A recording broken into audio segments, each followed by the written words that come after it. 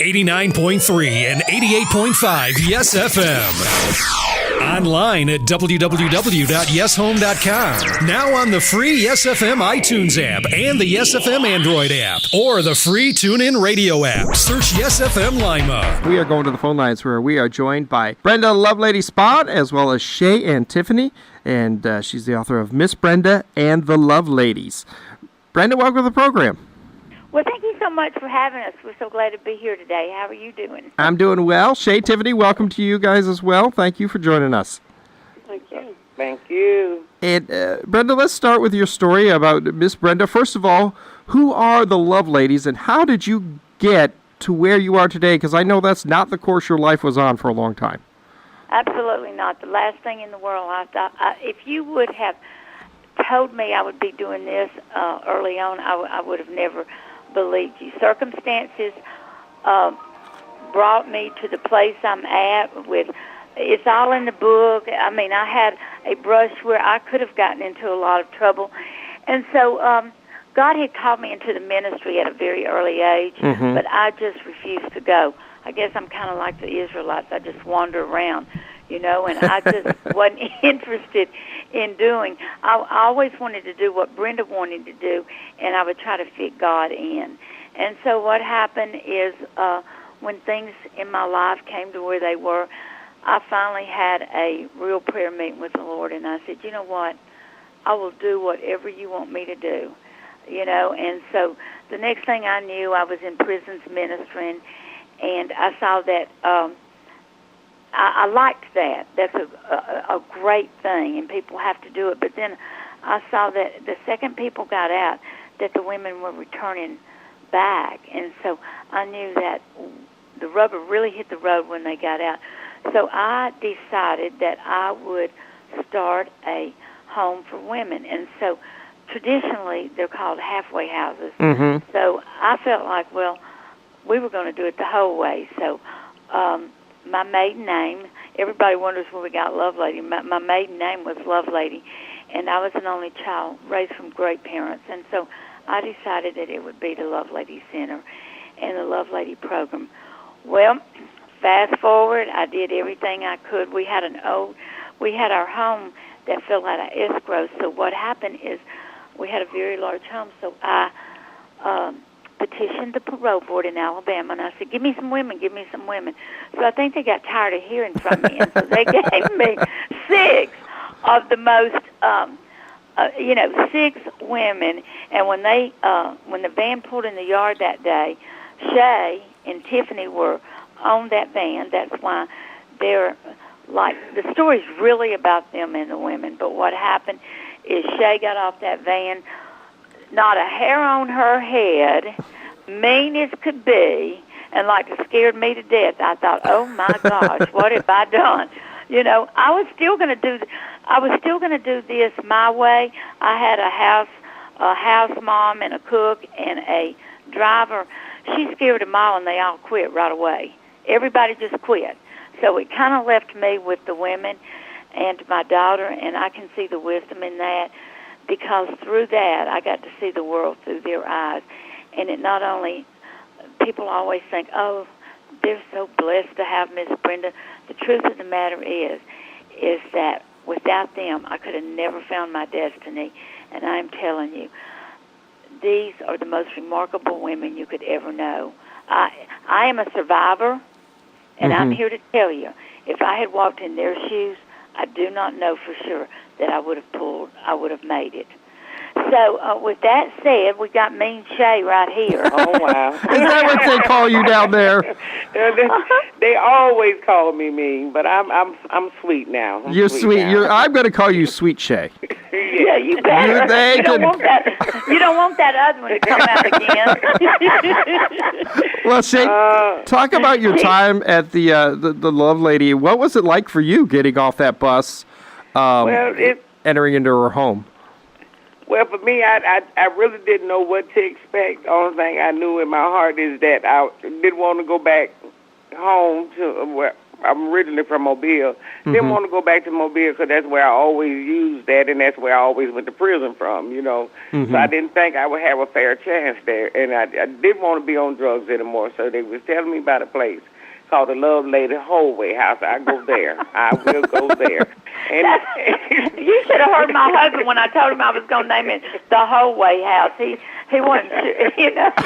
Everybody always says the what? The what? What? Where are you sending me again? Yeah. So when we was turned into this here community, and I see this winding road, and I see this big old house, and I'm thinking to myself, okay, you know, DOC done tricked me again. They send me here to be a maid. Ain't no way in the world they'll take me out of prison and put me in such a beautiful place. You know what I'm saying? So my old behavior started to come up, and I wanted to protect my feelings because my feelings was about to be hurt. That's what I'm thinking to myself. That I'm not going to never get off drugs. There's nobody's never going to help me. I'm not going to understand how to be a woman or nothing, you know what I'm saying? And we flew around back, and Miss Brenda and her daughter, Melinda and Hunter, they was peeping out the window, and I was thinking to myself, yep, black dress, little white apron, it's on. So you thought she had a nice scam just to get some household help? Yeah, I didn't know what to think. And that's what she brought in the front door. Yeah. And then on the next hand, now Shay had been to prison 4 times. And so those first 6 women represented like 60-something years in prison. Wow. So I look back on what DOC did to me then, and I'm thinking they were trying to get me off the phone to them. You know, I'm a little bit of a crusader, and I think they saw early on, we're going to get rid of this one. But and on the other end of the spectrum, sweet little Tiffany got off the van, and she was afraid Shay was going to mess up everything, and she was trying to keep everybody calm because all she could see is she was going to live in this house and not go to prison.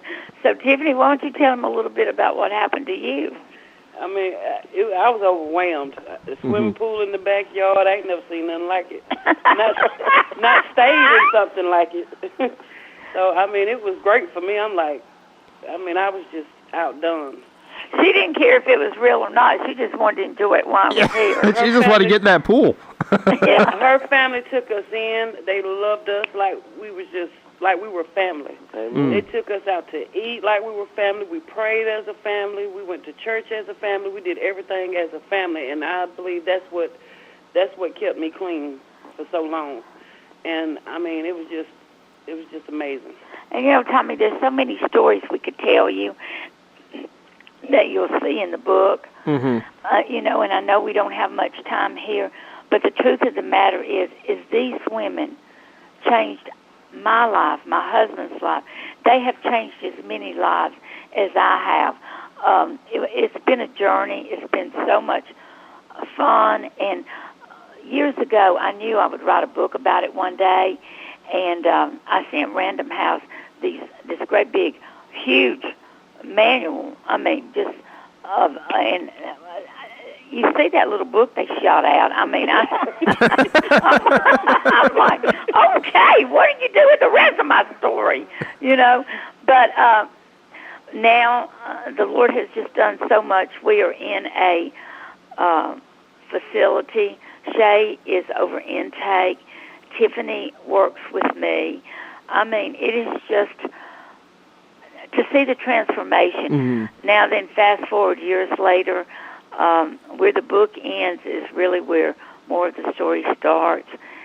We have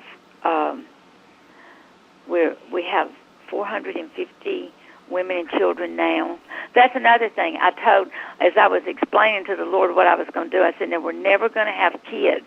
I just want you to know that. So now we've got 150. So, you know, I never win. And I don't even know why I argue anymore. I just say, okay, whatever. But, you know, there are so many wonderful, wonderful stories of transformation. Tiffany, when you look at women who are abused as children, I mean, and somehow they still have the strength to survive. and all they need is an opportunity. See, I looked at everybody through my eyes.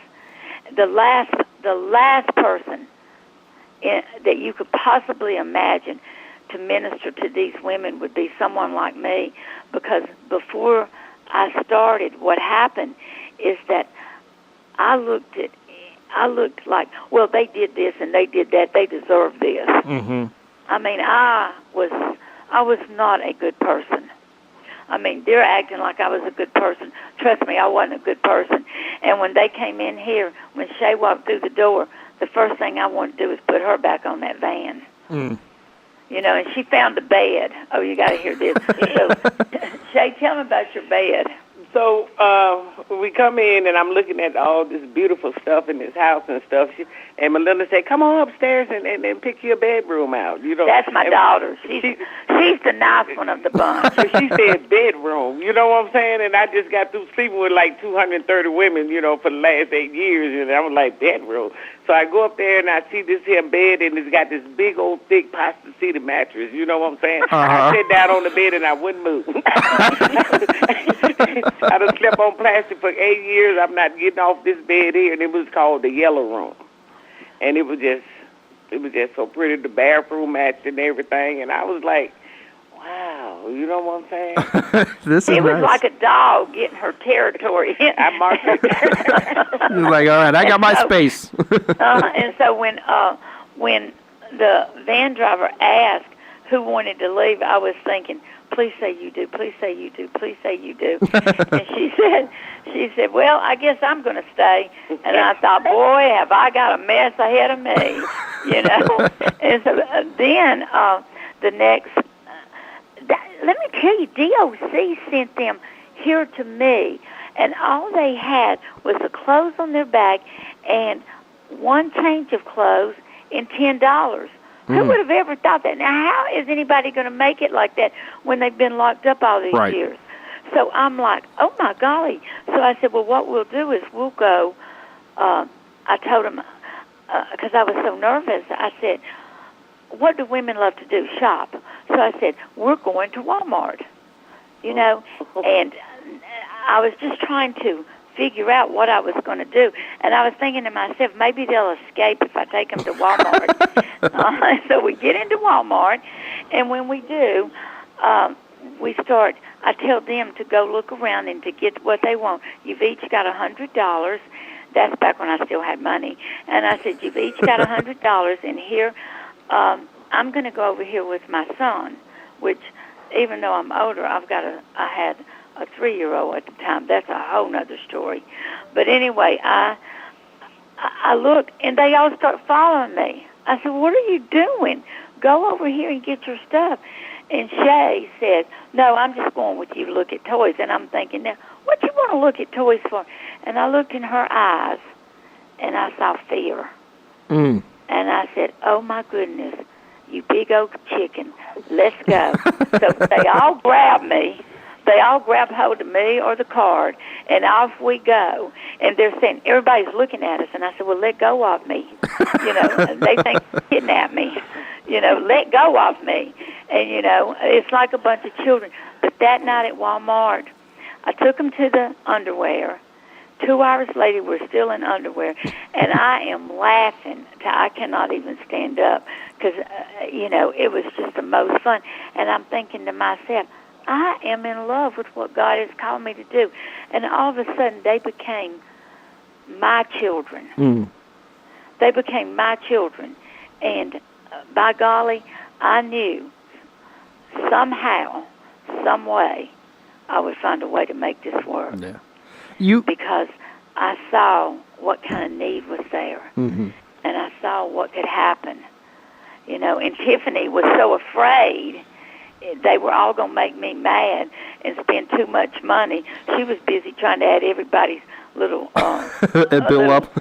Yeah, their little bill up, and she was trying to put stuff back, and they were grabbing it from her. And my 3-year-old was in the cart, and he was having so much fun. He was mixing it all up, and they were fighting with him, fighting with the 3-year-old. And I thought that was the funniest thing I'd ever seen, and it was just great. And when we left, when I I didn't realize that we probably didn't need that much attention brought to ourselves. I had bought a new van, and I had painted on it the Loveladies. So what happened is, at first, everybody would see us riding around town. They thought we were an all-girl band. It was wonderful. Now, let me ask Shay and Tiffany kind of this question, because I know you're working in with the Lovelady Center now. You've got 450 women there. You both said that it was, and I think your story is just a great example of that just that family, that you were taken in as family and loved as a family. How do you extend that out now that you're dealing with 450 women instead of just 2? How do you try to keep that same atmosphere to touch these women's lives and change them? I guess I can answer that one. I mean, it's a process. I don't think it could. I mean, we got enough staff there that they do 101 with the ladies. When we still go to church, all of us go to church as a whole. We still pray as a whole. We have staff prayer, and we have prayer on Saturdays at 9 a.m. And then you catch women in the hallways praying with each other. So, I mean, that still continues. That's a tradition that we have. And, I still keep in touch with women that have left. I try to keep in touch with them. She's our social director. I mean, she's not happy unless she's got she's a Facebook junkie, and she stays in touch with all. I mean, by now there's been thousands, and she stays in touch with them like you would not believe. And so it sounds like they almost become a family for themselves and start caring for each other. And you know what's happened? Don't ask me how this has happened, because none of this is planned. You've got to understand, I was like a pioneer. I mean, I was in some uncharted territory here. What happens is that, without me realizing it, it has almost become something proud to be a Lovelady. We have a little pen, you know, and when visitors come to the center now, and even back then, the first thing they say is, everybody is so happy. They're not expecting that. They're expecting everybody to come in, and we actually have women who are still incarcerated who are now at the center. DOC, I guess they decided, well, we can't lick her, we might as well join her. And so they send women to us that are still incarcerated. We have about 70 women that,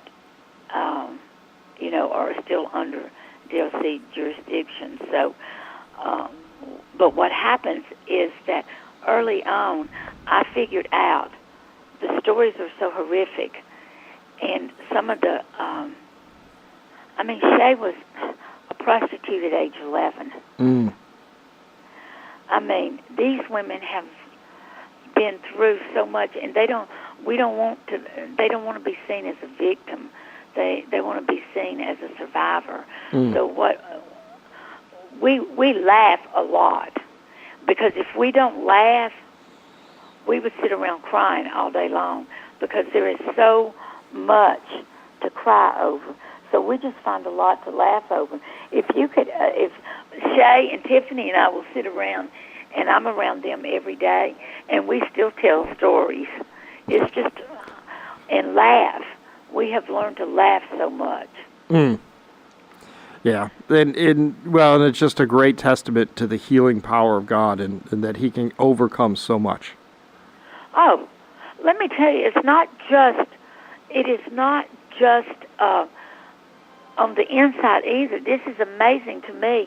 When people come into the center, we take their picture, and then we have what I call a princess wall, and we put their new picture up there.